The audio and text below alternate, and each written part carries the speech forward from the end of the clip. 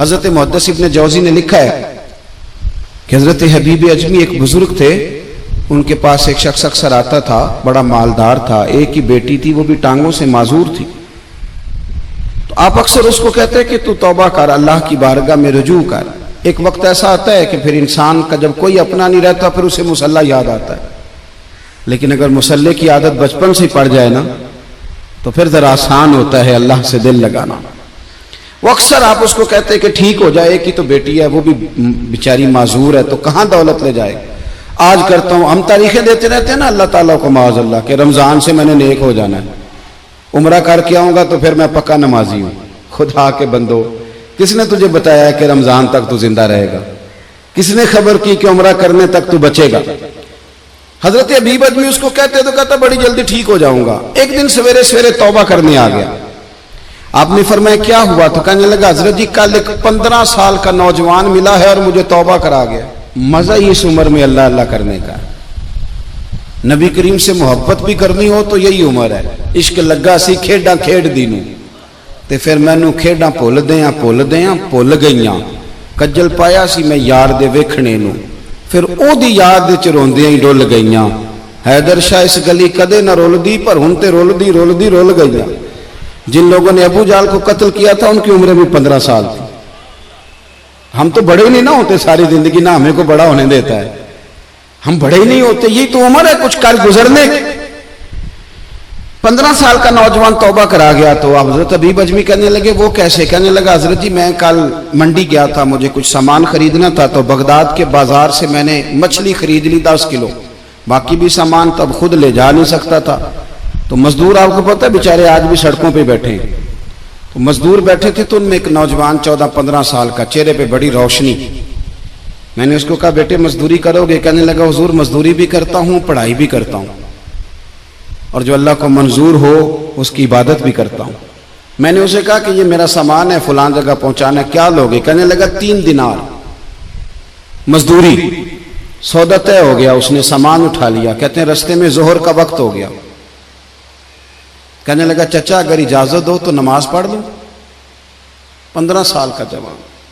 कहते मैं रख के ना वहां सामान तो फट्टे पे बैठ गया, वो नमाज पढ़ने चला गया। बाकी लोग देर से आए, वो बच्चा जल्दी आ गया। मैंने कहा बेटे आप जल्दी आ गए? कहने लगे नफल छोड़ दिए, आप यही ना समझ लें कि काम चोर है, मैं बाद में पढ़ लूंगा। कहते हैं वो दोपहर का वक्त, रमजान भी नहीं था। मैं उस बच्चे को, नौजवान को घर ले गया और मैंने अपनी बीवी से कहा कि बड़ा नेक है, नमाजी है। और रास्ते में यह भी हुआ है कि मैंने उसे एक दफा कहा है कि ये मुझे थोड़ी देर के लिए दे दो, गर्मी बड़ी है, तुम्हें पसीना आ रहा है, मैं उठा लेता हूं। कहने लगा नहीं चचा मैं रिस्क हलाल खाता हूं, अगर आप उठाएंगे तो मैं 3 दिनार मजदूरी पूरी नहीं लूंगा, फिर पैसे कम करूंगा। मैंने तय किया है कि उठाऊंगा। तो कहते हैं मैंने अपनी बीवी को बताया तो बड़ी मुतासिर हुई। कहने लगी दोपहर का खाना पक गया, उसे को रोटी खा ले। रमजान भी नहीं था। कहते मैं बाहर निकला, उसको 3 दिनार थमाए। तो मैंने कहा बेटे एक बात मेरी मानोगे? कहने लगा बताइए। मैंने कहा खाना पकाए खा लो। कहने लगा मैं माफी चाहता हूं, मैंने रोजा रखा हुआ है। हुजूर ने हुक्म दिया, हुक्म, नबी करीम ने हुक्म दिया, बुखारी मुस्लिम की हदीस है। फरमाया नौजवानों अगर तुम्हारे पास ताकत है तो निकाह कर लो, वरना रोजे रखो। हुक्म दिया, या निकाह और या रोजे, ये सरकार का हुक्म है। भाई नफली रोजा नफ्स की कुव्वतों को कुचलता है, इंसान में नौरानियत और रूहानियत लाता है। कहते वो कहने लगा मैंने रोजा रखा है। मैं और मुतासिर हो गया। मैंने कहा आप क्या करोगे? कहीं और जाना है? कहने लगा नहीं, मैं जिस दिन 3 दिनार कमा लेता हूं फिर मैं मजीद लालच नहीं करता, बाकी वक्त या कुरान मजीद पढ़ता रहता हूं या नबी पाक पे दुरूद शरीफ पढ़ता रहता हूं। आप बताएं। तो मैंने कहा कि इफ्तार मेरे साथ कर लो। कहते हैं मैं उसे मस्जिद छोड़ आया और खुद मैं लौट आया। इफ्तार के बाद मैं उसे लाया, खाना खिलाया, इशा पढ़ी। उसका घर दूर था, मैंने ड्राइंग रूम खोल दिया, बैठक खोल दी, वहीं वो सो गया। मेरी 20 साल की माजूर बच्ची कभी चल नहीं सकती थी, कोई तबीब कोई हकीम मैंने छोड़ा नहीं था इसको दिखाया न हो। एक ही बेटी, वो भी माजूर पैदाइशी। उसके कमरे में गए, मियाँ बीवी उसे खाना खिला, बताया बेटे एक नौजवान है, बड़ा नेक है हमारे घर में, आज बड़ा परहेजगार। पता है हुजूर ने क्या फरमाया? नबी करीम फरमाते हैं जब नौजवान उठ के तहज्जुद पढ़ता है ना, नौजवान तो अल्लाह फरिश्तों के सामने उस नौजवान पर फख्र फरमाता है।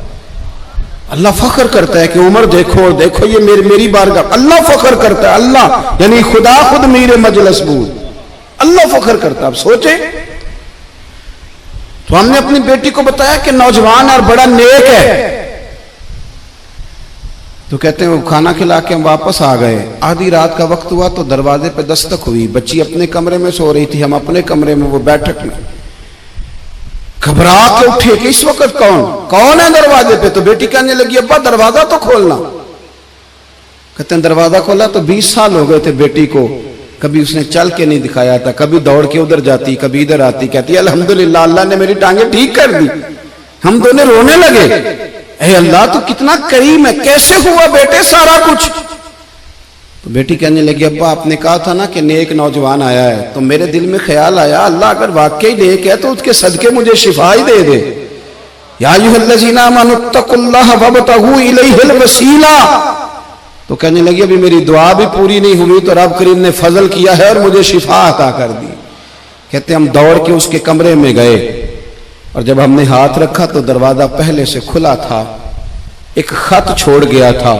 आजकल के पीर की करामत होती तो फेसबुक पे दे देता, बाकियों को भी जरा भूल पता चले। कहते हैं वो खत छोड़ गया अपने बिस्तर पे कि अगर तुम लोगों को मुझसे मोहब्बत हो गई है तो मेरे पीछे ना दौड़ना, उस रब की बारगाह में झुकना जिस रब ने मेरे ऊपर भी फजल फरमाया है और आप पर भी करम फरमाया।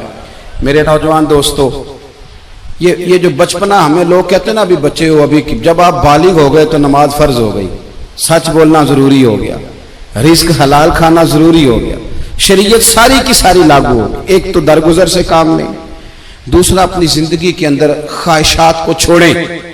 सादा खाना तो वैसे ही इंसान को तंदुरुस्त रखता है।